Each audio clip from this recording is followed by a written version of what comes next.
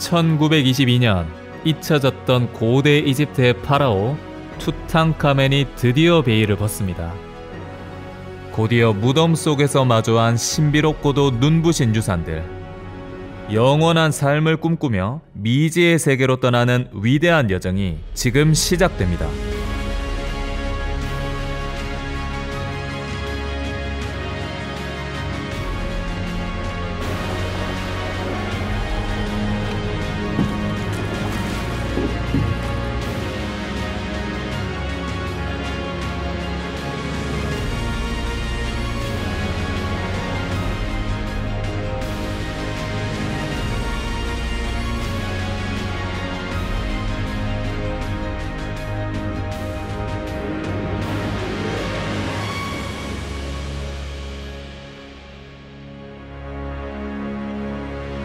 저번 영상에 이어서 오늘은 투탕카멘의 무덤 내부에서 발굴된 유물들을 소개하겠습니다. 자, 그럼 고대 이집트의 파라오들이 통치했던 도시 룩소르로 출발하겠습니다. 룩소르 나일강 서쪽 황량한 사막과 절벽으로 둘러싸인 이곳엔 이집트의 강력한 파라오들을 축복했던 신전과 그들의 무덤이 있습니다. 이미 수많은 발굴가들이 이곳 왕가의 계곡 일대를 휩쓸었지만 3000년이 넘는 세월을 견뎌낸 온전한 무덤을 찾기란 하늘의 별 따기였죠. 하지만 1922년 11월 하워드 카터는 모두가 불가능하다고 생각했던 도굴되지 않은 무덤 발굴을 눈앞에 두고 있습니다.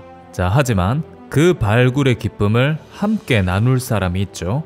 지난 16년간 한결같은 믿음으로 자신을 후원해줬던 카나본 백작입니다.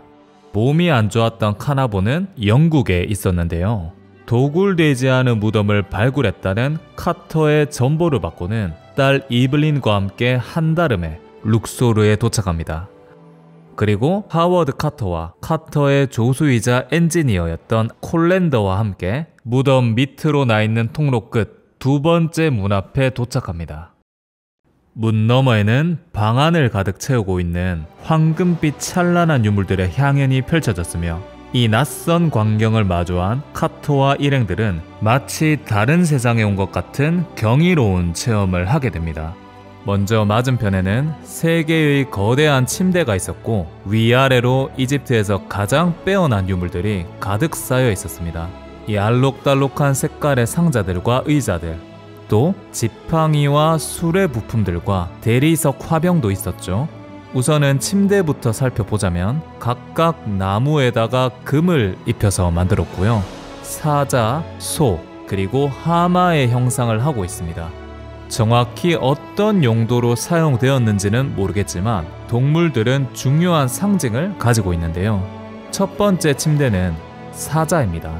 사자는 강력한 힘과 활력을 의미합니다.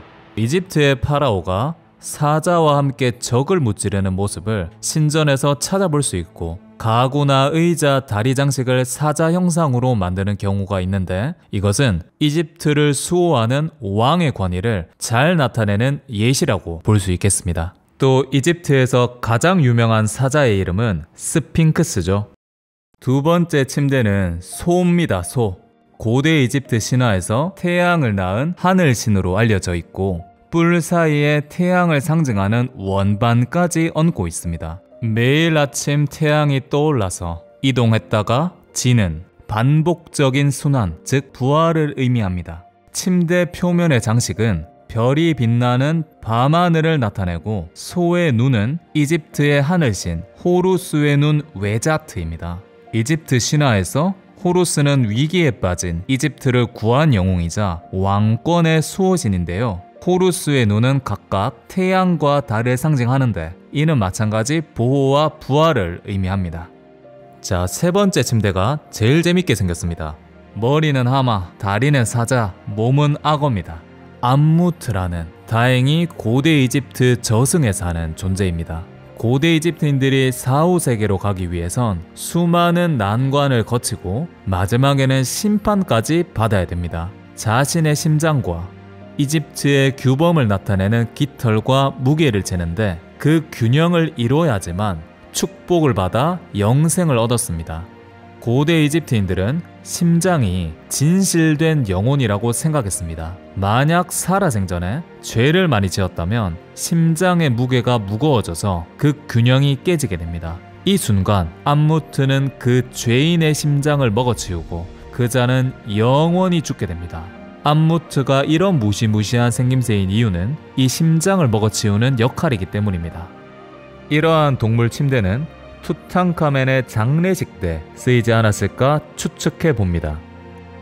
또 이 침대 주위에 있는 수많은 상자 중에서 가장 먼저 눈길을 끌었던 상자가 있습니다. 상자 표면의 장식 때문에 사냥상자라고 불렸는데 투탕카멘이 적들을 무찌르고 사냥을 하고 있는 장면이 새겨져 있습니다. 투탕카멘은 10살이 채 되지 않아 왕위에 즉위를 했고 그의 사망 시점은 18살입니다. 이러한 장면은 실제 기록이라기보다는 투탕카멘이 이집트의 파라오로서 승리하는 모습을 보여줍니다. 그리고 상자 내부에서는 어린이 사이즈의 샌들과 옷도 들어있었다고 합니다.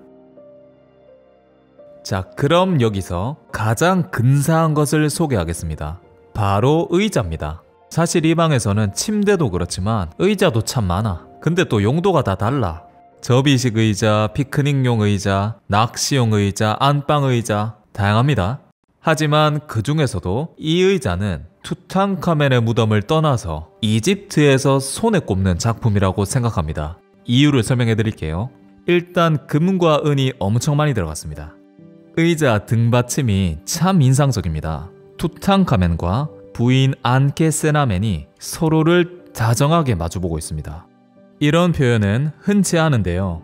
이집트 미술은 예술과 개인의 창의성보다는 정해진 틀 안에서 메시지를 전달하는 것이 중요했습니다. 때문에 3000년 전이나 지금이나 이집트의 파라오는 늘 똑같은 모습과 자세로 조각되고 그려졌습니다.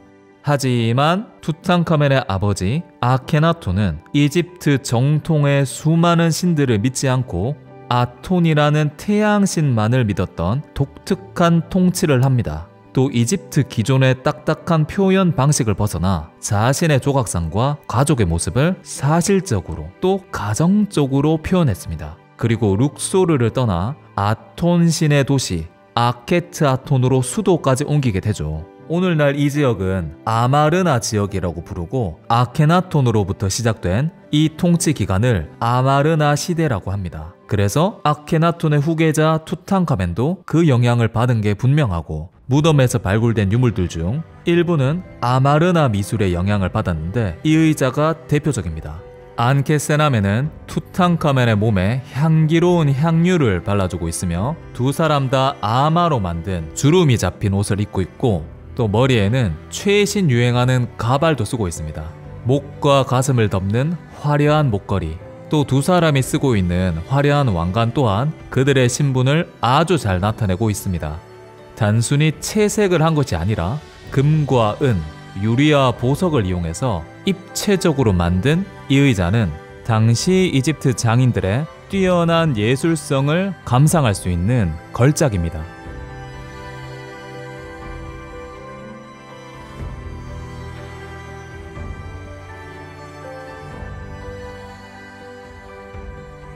하워드 카터는 자신이 발견한 무덤 속에서 아예 생각지도 못한 보물들을 보고 넋이 나가버립니다.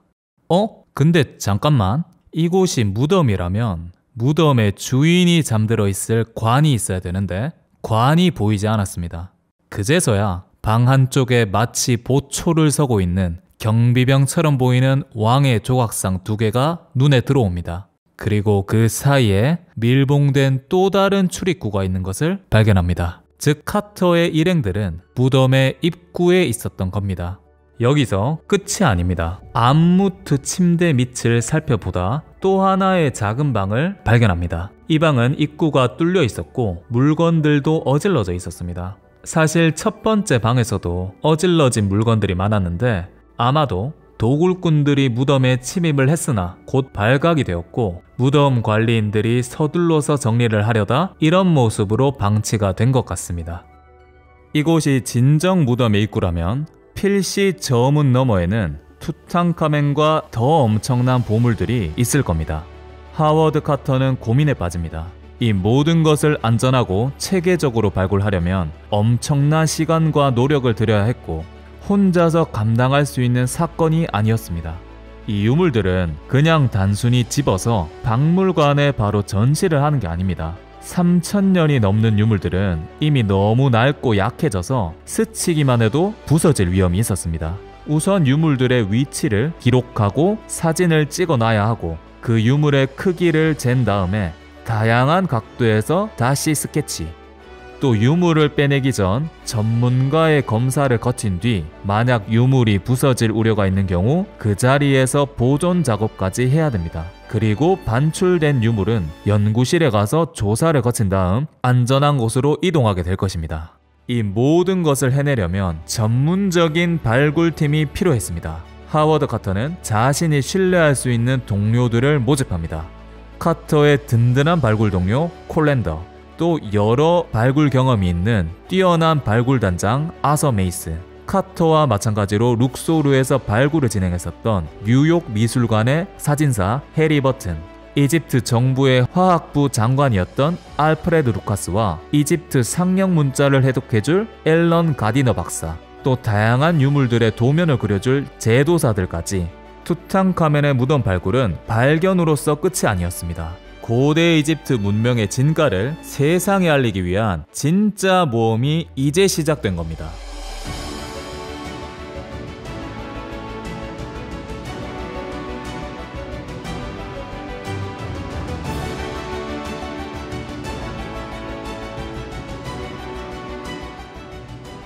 (1923년) 드디어 매장실의 문을 개방합니다. 가운데는 석관이 있었고 석관 외부에는 4겹의 사당을 둘러쳐서 관을 보호하고 있었습니다. 거대한 4개의 사당을 해체하는 데만 80일이 걸렸습니다. 뚜껑을 드러내야지 내부를 볼 수 있는데 좁은 방에서 석관을 다루기가 무척 까다로웠습니다. 입구도 좁았고 매장실 바닥의 높이가 1m가량 더 낮았기 때문에 석관 자체를 옮기는 것은 불가능했습니다. 이때 하워드 카터 고생 참 많았습니다. 결국 도르래를 이용해서 석관 뚜껑을 들어 올렸고 그 속에는 수위로 꼼꼼하게 둘러싸인 물체가 드러납니다.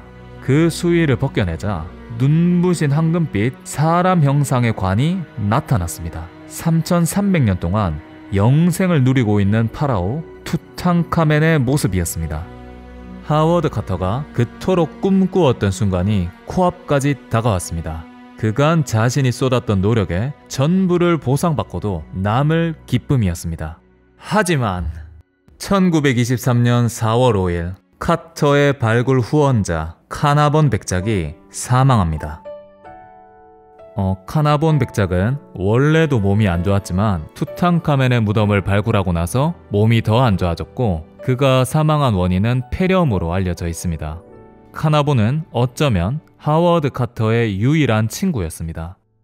카터가 유물 감독관 직책에서 쫓겨나 거리에서 그림을 그리고 있을 때 카나본을 만났죠. 벌써 16년이 흘렀습니다. 투탕카멘의 무덤을 발견하기 전까지 카터와 카나본은 16년 동안 발굴을 진행했지만 대부분 성과는 없었으며 특히 투탕카멘의 무덤 발견까지 마지막 5년이라는 시간을 허비하고 나서 남은 것은 메마른 사막 위에 수북이 쌓인 돌무더기 뿐이었습니다. 하지만 카나본은 카터의 열정을 끝까지 지지해줬으며 카터의 꿈을 실현시키면서 자신 또한 이 발굴을 하면서 새로운 성취감도 맛보았습니다.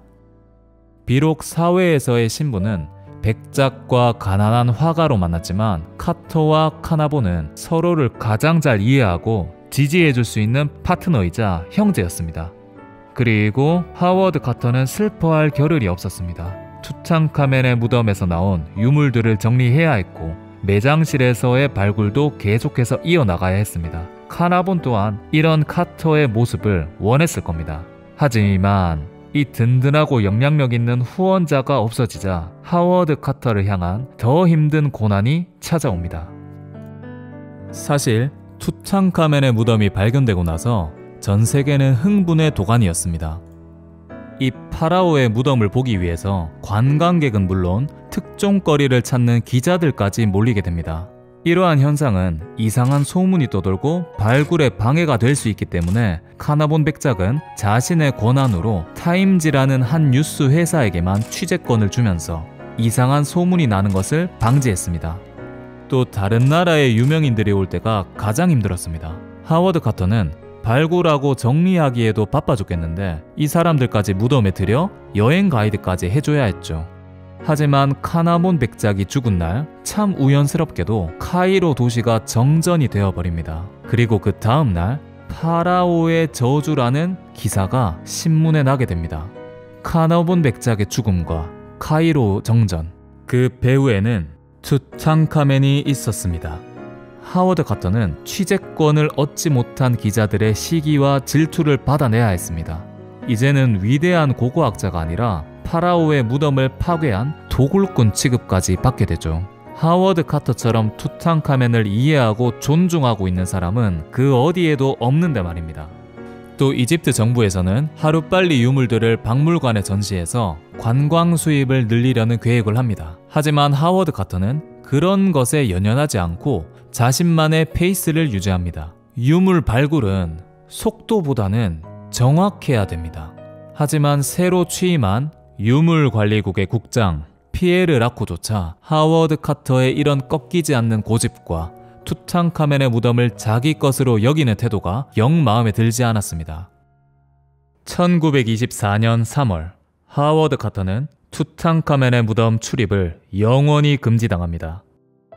당시 투탕카멘의 유물 분배에 대한 문제도 해결되지 않았고 오랫동안 영국의 지배를 받았던 이집트에서는 영국인 하워드 카터가 이 일을 하는 것을 허락하지 않았습니다. 결국 투탕카멘의 무덤은 유물관리국 국장 피에르 라코가 관리하게 되고 하워드 카터는 깊은 상처를 받고 미국으로 떠납니다. 그의 길었던 이집트 모험도 여기서 끝이 나게 됩니다. 하워드 카터는 뉴욕에 도착해서 투탕카멘의 무덤 발굴이라는 강연을 시작하는데요. 그와 함께 발굴 작업을 했던 메트로폴리탄 박물관의 인정을 받고 명예회원으로 뽑힙니다. 이 당시 하워드 카터의 열정적인 강연은 인기가 대단했다고 해요. 하지만 카터는 강연이 끝나기만 하면 호텔에 틀어박혀서 아무것도 안 했다고 합니다.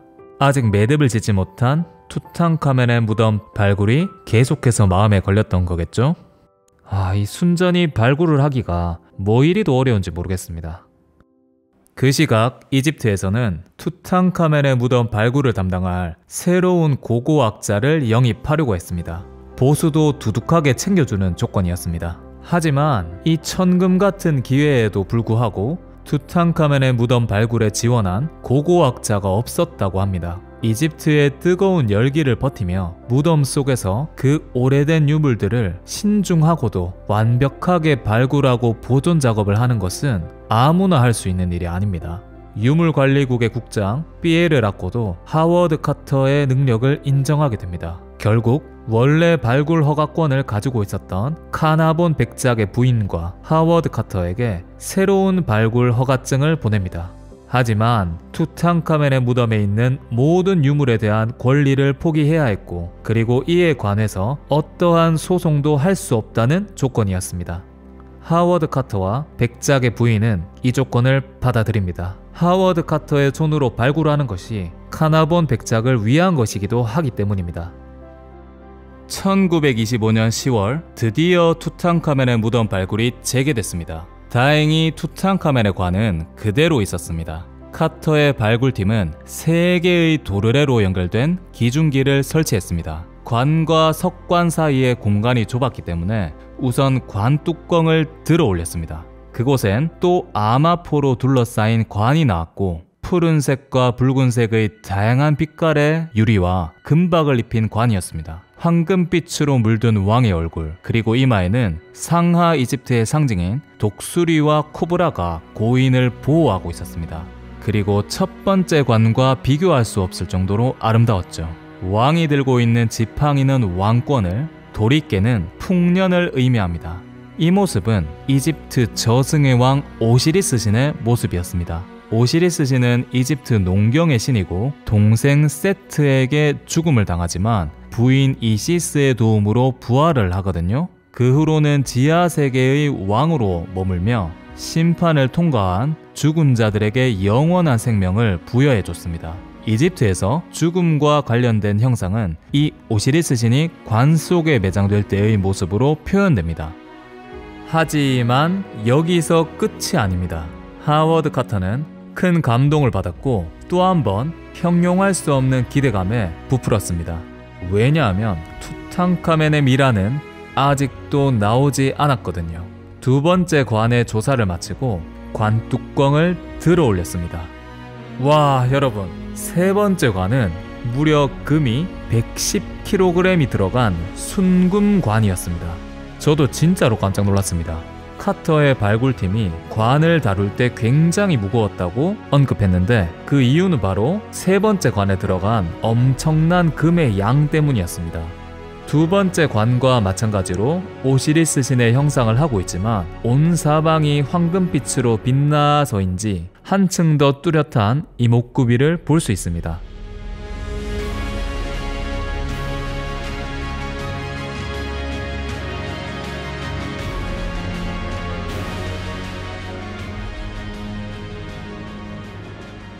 하워드 카터는 마지막 황금 관 뚜껑을 열었습니다. 그곳엔 3300년 전 이집트의 군주이자 젊은 청년 투탕카멘이 나타났습니다. 두 손을 교차로 모으고 있는 화려한 장신구들을 착용한 그리고 황금 마스크를 쓴 투탕카멘은 오시리스 신 그 자체였습니다.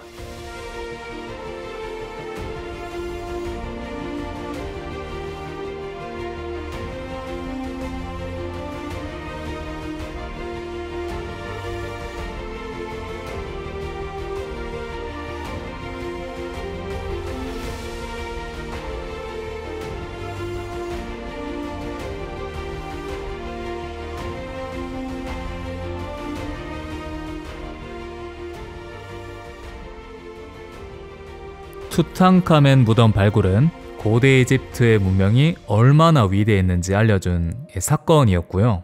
지금도 이집트 여행을 가서 또 박물관에 가시면 수많은 파라오 중에서 투탕카멘이 최고로 인기가 있습니다. 바로 여러분이 보신 이 엄청난 보물들 때문입니다. 제가 소개를 못한 게 훨씬 많긴 하죠.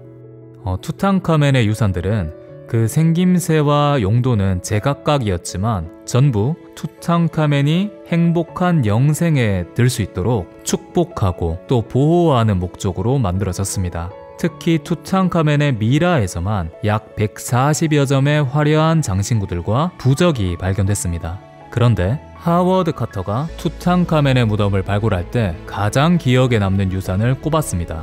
그것은 바로 꽃다발입니다. 투탕카멘의 관을 조사할 때 이마와 가슴에는 작은 화환들과 시든 꽃송이가 남아 있었다고 합니다. 그 꽃들은 투탕카멘의 장례식 때 그의 부인 안케세나멘이 마지막 작별의 표시로 남편에게 바친 것이었습니다. 5000여 점이 넘는 황금과 사치스러운 보석들 중에서 아직까지 원래의 색을 간직한 이 꽃들이야말로 인간의 순수한 마음을 담은 가장 감동적인 선물이 아닐까 합니다. 또 3300년이라는 머나먼 시간의 공백에도 현대인들이 공감할 수 있는 가장 특별한 유산이기도 합니다. 그 순수한 진심을 헤아리는 마음, 그것이 우리 스스로가 멈추지 않고 발굴해 나가야 할 보이지 않는 보물이라고 생각합니다. 시청해주셔서 감사드리며 오늘 투어는 여기까지입니다. 또 다른 이야기로 찾아뵙겠습니다.